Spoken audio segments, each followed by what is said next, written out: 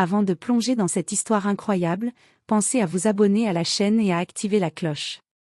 Ici, chaque récit a quelque chose à dire, et vous ne voudrez pas en manquer un seul. Le soleil déclinait sur la petite ville côtière, teignant le port d'une lumière orange et rose. Les mouettes criaient au-dessus des bateaux amarrés, tandis que le vent salé apportait avec lui l'odeur du bois et des algues. Dans l'atelier en bord de quai, mon frère éclata de rire, secouant la tête avec un mélange d'incrédulité et de moquerie. Ce n'est qu'un charpentier, Jackie. Pourquoi tout le monde dramatise autant? L'homme en question, mince et discret, travaillait silencieusement. Ses mains étaient rugueuses, noircies par la poussière et l'huile du bois. Ses gestes étaient précis, presque hypnotiques, mesurant, coupant, ajustant avec une maîtrise qui semblait née d'une vie entière d'expérience. Il ne levait pas les yeux, concentré sur chaque planche, chaque joint.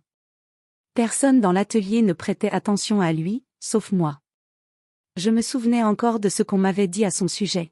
Il est juste un charpentier, rien de plus. Les autres riaient, le taquinaient gentiment, ignorant totalement l'ombre qu'il portait avec lui. Mais quelque chose dans son regard, une intensité silencieuse et calculatrice, me fit frissonner. Il y avait une précision dans chacun de ses mouvements qui semblait trop parfaite pour un simple artisan. Puis, le téléphone a sonné. Un appel codé. Il a répondu d'une voix calme, presque monotone, et là, j'ai compris. Ce n'était pas un simple charpentier. Ses gestes discrets, les plans soigneusement alignés, le carnet qu'il feuilletait avec attention, tout prenait un sens différent. En un instant, le monde que je connaissais s'est fissuré.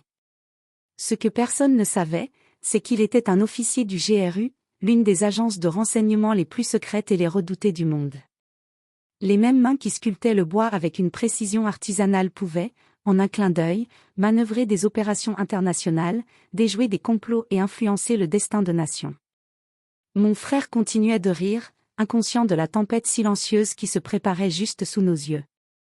Et moi, je restais figé, incapable de détacher mes yeux de cet homme dont l'apparence humble masquait une vie que personne n'aurait jamais pu imaginer. Et c'est là que tout a basculé. L'atelier semblait soudain trop petit, étouffant. Les éclats de bois et l'odeur de sueur ne suffisaient plus à masquer la tension qui s'était installée. Mon frère, toujours hilar quelques minutes plus tôt, avait cessé de rire. Ses yeux scrutaient l'homme avec une curiosité mêlée de peur. « Alors, tu es vraiment seulement un charpentier ?» demanda-t-il, sa voix trahissant un léger tremblement. L'homme leva enfin les yeux. Son regard était calme, mais étrangement perçant, comme s'il pouvait lire chaque pensée, chaque doute. Un silence pesant s'installa. Puis il sourit, doucement, presque imperceptiblement, avant de parler d'une voix neutre mais ferme. Un charpentier peut construire ou détruire. Parfois, il suffit d'un plan bien tracé. Mon frère éclata de rire nerveusement, pensant à une plaisanterie. Mais je savais que ce n'en était pas une. J'avais remarqué le carnet qu'il avait fermé à la hâte, l'attitude subtilement contrôlée de ses gestes, et surtout la rapidité avec laquelle il avait intercepté l'appel codé plus tôt.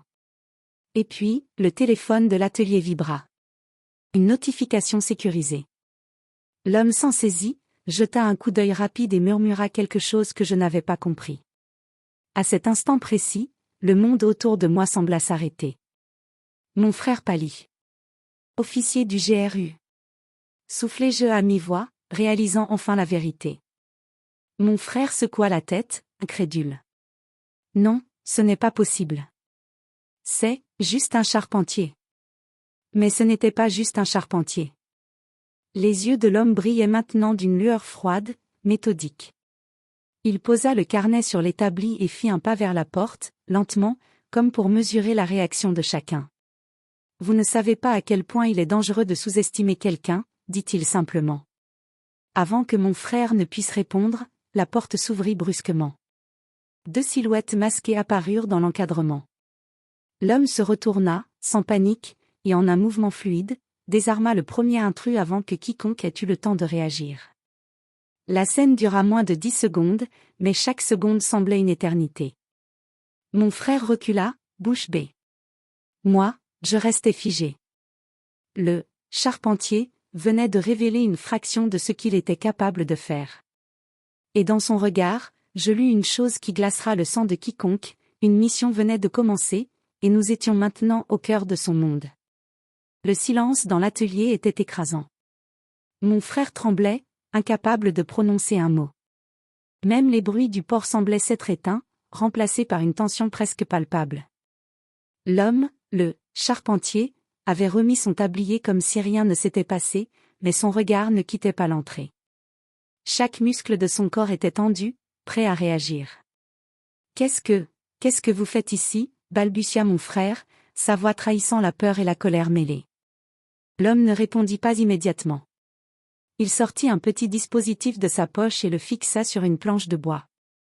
En quelques gestes précis, il activa un signal codé. Puis, calmement, il s'adressa à nous. « Ce que vous venez de voir n'est qu'un avertissement. Vous n'êtes pas impliqué, pas encore. Mais certains éléments cherchent à vous atteindre pour me trouver. » Je sentis mon cœur se serrer. Les pièces du puzzle commençaient à s'assembler dans ma tête. Les appels mystérieux, les notes codées, les gestes presque imperceptibles, tout menait à ça. Et nous étions maintenant sur le chemin de quelque chose de bien plus grand que nous. À ce moment, le téléphone de mon frère vibra. Il le prit machinalement et lut le message. Ses yeux s'écarquillèrent, et il lâcha l'appareil. Sur l'écran s'affichait un avertissement en lettres rouges. Ne faites confiance à personne. Ils sont dans votre ville. Mon frère se mit à pâlir. Mais, comment, murmura-t-il, incapable de finir sa phrase. L'homme posa une main ferme sur son épaule. Vous ne devez pas paniquer. Suivez-moi, et écoutez attentivement. Il nous guida vers l'arrière de l'atelier, à travers une trappe dissimulée sous une pile de planches. Une fois descendus, nous découvrîmes un petit bunker, équipé de technologies que je n'aurais jamais imaginé trouver dans un simple atelier. Des cartes, des écrans, des fichiers codés, tout indiquait que cet homme vivait une double vie depuis des années.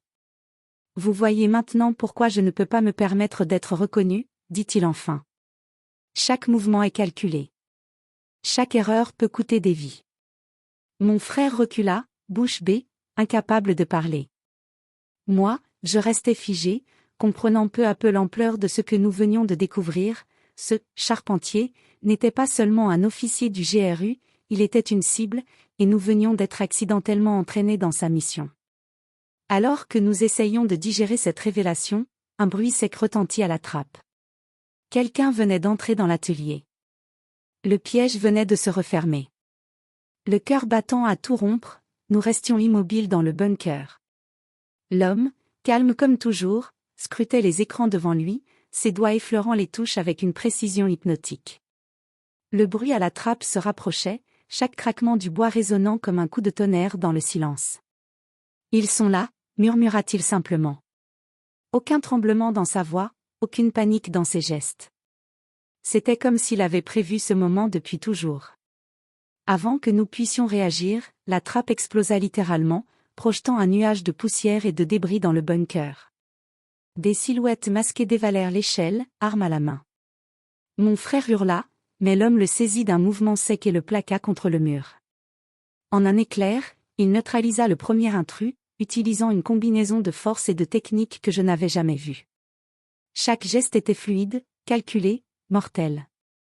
Les autres attaquants hésitèrent, et il en profita pour désamorcer la situation avec une rapidité presque surnaturelle. Je regardais, figé, incapable de détourner les yeux. Le charpentier n'était pas humain, du moins pas dans notre compréhension de l'humain. Chaque mouvement révélait des années d'entraînement, des compétences que seule une vie dans l'ombre pouvait forger. Lorsqu'il eut maîtrisé la dernière silhouette, il se tourna vers nous. Son visage restait impassible, mais ses yeux brillaient d'une intensité froide. « Vous voyez pourquoi je ne peux pas me permettre d'être découvert, » dit-il. Ces hommes n'étaient qu'un avant-goût. Le vrai problème arrive maintenant. Mon frère, tremblant, murmura, « Mais, pourquoi nous? Pourquoi moi ?» Il secoua la tête avec une lenteur mesurée. « Vous étiez simplement au mauvais endroit, au mauvais moment. Mais à présent, vous êtes impliqué. Il faudra que vous me fassiez confiance, même si vous ne comprenez rien. » Je compris alors que notre vie venait de basculer. Nous n'étions plus de simples témoins. Nous étions devenus des pièces sur l'échiquier d'une guerre invisible, où chaque décision pouvait coûter la vie. Alors que nous reprenions notre souffle, un nouveau signal retentit sur les écrans. Cette fois, c'était différent. Une carte de la ville s'afficha, avec plusieurs points rouges clignotants. Et un message simple mais terrifiant. Ils savent où vous êtes. Préparez-vous à l'inévitable. Et pour la première fois, je compris que nous n'avions plus aucune échappatoire. Le bunker était plongé dans une obscurité relative, seulement éclairé par les écrans clignotants. L'homme, toujours calme, traçait une stratégie sur la carte de la ville. Mon frère et moi étions assis derrière lui, silencieux, submergés par la peur et l'incrédulité. Chaque clignotement rouge sur la carte signifiait une menace réelle, à quelques rues de nous. Il n'y a pas de temps à perdre, dit-il enfin, d'une voix ferme. Vous allez rester ici. Je sors. Mon frère s'opposa immédiatement, non. Tu ne peux pas, ils vont te tuer. L'homme tourna lentement la tête, ses yeux posés sur lui avec une intensité glaciale. C'est exactement pour ça que vous devez rester cachés. Si je tombe, vous êtes les prochains. Compris? Il disparut par un passage secret menant à la surface. Quelques minutes plus tard, nous entendîmes des coups sourds, des cris et des bruits d'armes. Chaque seconde était un supplice. Puis, silence. Un silence qui semblait encore plus lourd que le chaos. Puis la trappe s'ouvrit doucement. Il entra, sanglé mais indemne, le visage marqué mais impassible. Derrière lui, les intrus étaient neutralisés, inconscients sur le sol. Il se tourna vers nous et dit simplement. Ils pensaient me surprendre. Ils ont échoué. Mais ce n'était qu'un avant-goût. Mon frère, toujours sous le choc, murmura. Tout ça, c'est toi? Tout ce temps, tu n'étais pas juste un charpentier? L'homme s'agenouilla devant lui, posant une main rassurante sur son épaule. Ce que vous voyez est une façade. Le monde n'est jamais ce qu'il paraît. Et parfois, ceux que l'on sous-estime le plus sont ceux qui peuvent tout changer. Je compris alors que nous avions été témoins d'un monde caché, une vie menée dans l'ombre, où chaque décision pouvait avoir des conséquences dévastatrices. Mon frère, qui avait ri quelques heures plus tôt, ne pouvait plus rire. Il regardait l'homme avec un mélange de peur, d'admiration et de respect. Et moi, je savais une chose, nous ne pourrions jamais revenir à notre vie d'avant. Le charpentier venait de nous ouvrir la porte d'un univers où le danger et le secret régnaient en maître. Un univers où chaque personne pouvait être à la fois simple et terriblement puissant. Alors que l'homme referma la trappe derrière lui, je me rendis compte que ce n'était pas seulement sa double vie qui nous avait changés.